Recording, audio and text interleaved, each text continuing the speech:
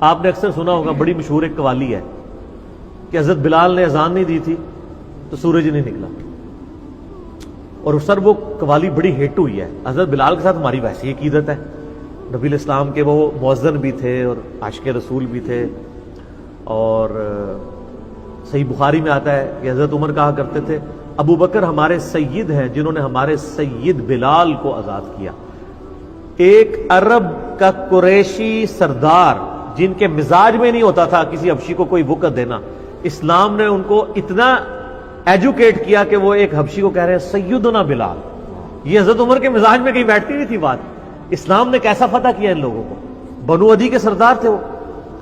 تو اب سیدنا بلال کے بارے میں آپ دیکھیں مشہور کر دیا کہ جی وہ اذان نہیں دی تو سورج نہیں نکلا، اس وقت تک سورج نکلے گا جب تک بلال اذان نہیں دیں گے۔ وہ جناب میں بھی بچپن میں ایک والی سنا کرتا تھا، آپ لوگوں سے اکثر سنی ہوگی، لیکن آج تک ہم نے کبھی اس کی انجینئرنگ کی کہ یہ لکھا کہاں ہوا ہے، یہ واقعہ صحیح ہے کہ نہیں۔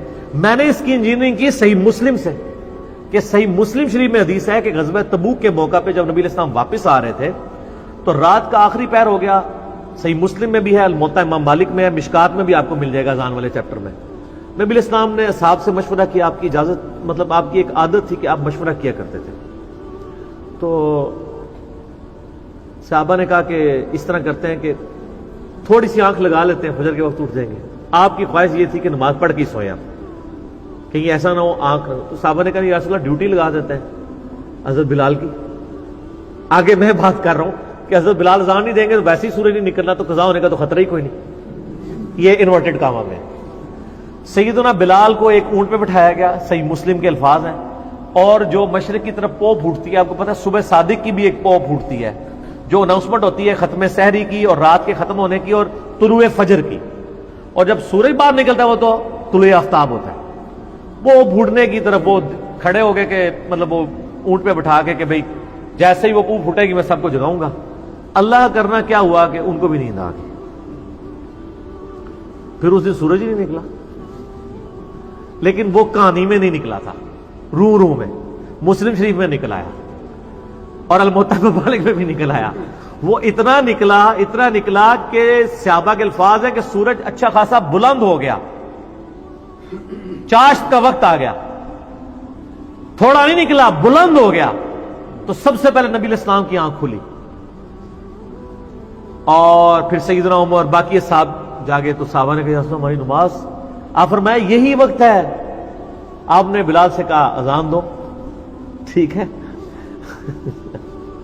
یقین کریں یہ جملے بولتے ہوئے دل نہیں کرتا کہ اس طرح کے میں جملے بولوں، لیکن آپ کے دماغ میں ڈرل نہیں ہوگا۔ نبی علیہ السلام نے ان کو نہیں ڈانٹا کہ بھی آج بلال تیرے اخلاص میں کوئی کمی آ گئی تھی، سورج کو نکلا ہے، ڈیوٹی تیری لگی تھی سورج نہ کرنے کی، ایسی کوئی بات نہیں ہوئی۔ اور آپ فرمایا یہی وقت ہے۔ آپ نے سورج نکلا ہوا اقامت اور جماعت کے ساتھ فجر کی نماز ادا کی، اور پھر آپ نے فرمایا جب کوئی شخص سو جائے یا بھول جائے تو جیسے یاد ہے اسی وقت نماز پڑھ لے، یہی نماز کا وقت ہے اس کے لیے۔ لیکن عادی مجرم نہ ہو کہ ایک روزانہ 2:30 بجے سوتا ہے تو پھر صبح 8 بجے اٹھ کے فجر جماعت کرانا ہے، یہ نہ ہے، نہیں تو یہ کبھی کبھار ایسے۔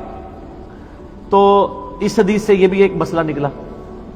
دوسرا مسئلہ نکلا انجینئرنگ والا، انجینئرنگ فرقے والا نہیں، انجینئرنگ والا، کہ سیدنا بلال کی جب ڈیوٹی لگی ہوئی تھی، جب ان کی عزت بھی سٹیک پہ تھی، ایک عام حالت میں اذان نہیں دی تو سورج نہ نکلنا کوئی بڑا کمال نہیں ہے۔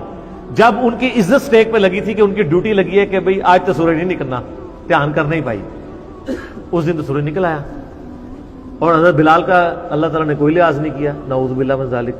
سر وہ دوسری کہانی تھی، یہ مسلم شریف ہے، اس طرح نہیں سورج رکا کرتے، ٹھیک ہے۔ یہ سب کی سب کہانیاں چل رہی ہیں، ان کہانیوں کے اوپر ہم کہتے ہیں کہ یہ رو نہ لگایا کریں، سچی بات بیان کریں تو سچی بات بیان کریں گے سر، آپ کی پبلک چھٹ جائے گی اور آپ کو رلا کے رو کروا دے گی، یہ مجمع چھٹ جائیں گے۔ آپ سچی بات کرنا شروع کریں، مجمع چھٹیں گے، یہ حقیقت بات ہے۔ ہمیں لوگ کہتے ہیں مسجد میں جا کے جناب درس دیں، کس مسجد میں دیں؟ مسجد تو فرقے کی ہوگی، اسی فرقے کی بات ہو سکتی ہے۔ جس مسجد میں ہر مہینے 11ویں شریف دی جاتی ہو، اشرف صاحب تہاڈی مسجد ہوندی ہے نا 11ویں شریف، اور نہیں ہوندی؟ ہاں فاطمہ مسجد میں ہاں وہاں پکی 11ویں شریف ہوتی ہے. آپ مجھے ذرا ایمانداری سے بتائیے کیا کسی 11ویں کے موقع پہ غنیت الطالبین کھول کے علامہ صاحب یہ بتا سکتے ہیں کہ شیخ عبد القادر جیلانی نماز کس طریقے سے پڑھتے تھے؟ یہ میں نے سوال اٹھایا. ہاں ٹھیک ہے. تو وہ نہیں، وہ اول تو بتائیں گے نہیں، اگر بتائیں گے تو کہیں گے وہ عملی تھے. تو اس کتاب میں تو انہوں نے عملی نہیں لکھا ہوا اپنے آپ کو، انہوں نے تو کتاب و سنت سے چیزیں بیان کی ہوئی ہیں. سر یہ کرنا بھی شروع کر دیں، میں کہتا ہوں عملی کہہ کے بیان کر دیں، کم از کم یہ جمود تو ٹوٹ دینا کہ پھر ہمارے پاس، ہم کہتے ہیں عملی کہہ کے بیان کر دیں، پھر ہم یہ کہا کریں گے کہ پیرانے پیر تو رفع الیدین سے نماز پڑھتے تھے اور مرید کہہ رہے ہیں کہ رفع الیدین کرنا مکھیاں مارنا ہے. ان دسو پیر دی گل منی ہے کہ مرید دی؟ نہیں یہ نہیں، یہ کہانی نہیں ہوگی. کتاب چینج والی بات نہیں ابھی تک آئی ہے. نہیں کتاب چینج والی کوئی بات نہیں ہے. میرا یوٹیوب پہ کلپ بھی ہے کہ ہمارے اہل سنت کے ائمہ اس کتاب کو مانتے آئے ہیں کہ یہ آپ کو نیا جو آپ کو جاہل مولوی دیتے لاتا ہے، یہ آئینی عدالتی بیان یہ نہیں ہوتا. وہ محلے کے ہیں، ان کی تو کوئی اوقات نہیں ہے نا. ہم علماء کی بات کر رہے ہیں. علماء جو ہیں وہ کبھی بھی ایسا نہیں کریں گے.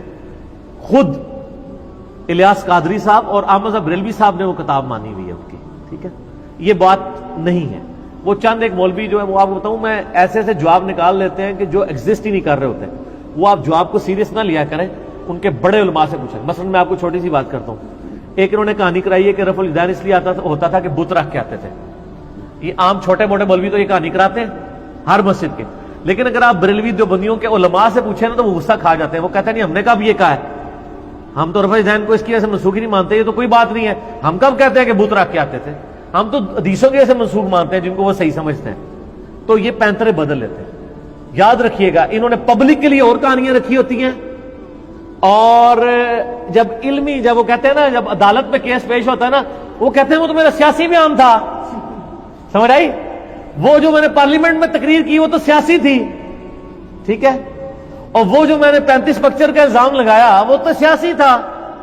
اب میں معافی نامہ لکھ دیتا ہوں، میں نے سنی سنی بات آگے کر دی تھی. ان لوگوں کو نہیں پتا کہ صحیح مسلم میں حدیث ہے کہ انسان کے جھوٹا ہونے کے لیے کافی ہے کہ ہر سنی سنائی بات کو بغیر تحقیق کیا کرے. ٹھیک ہو، آگے